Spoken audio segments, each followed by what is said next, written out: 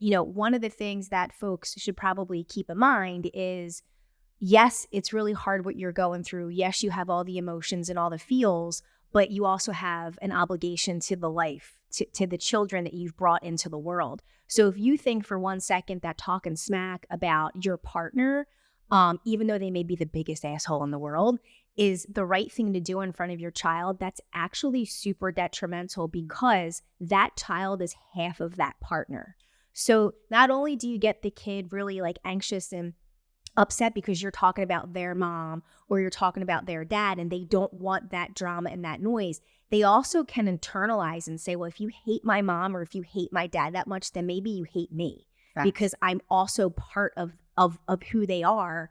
And I think that, keeping that in mind and bearing that in mind, as difficult as it may be, is essential to keep your child's self-concept as healthy as it can be. I had a professor, Dr. Browning, at Chestnut Hill College, and his specialty was family therapy.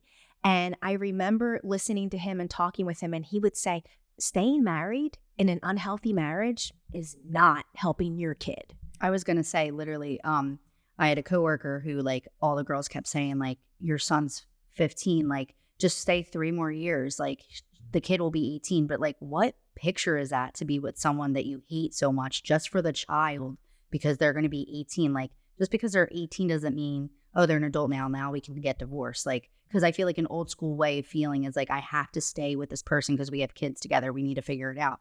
When in turn, I feel like that's the total opposite, because then you tend to hate each other, even though you're trying to stay together for the kid because you need this life.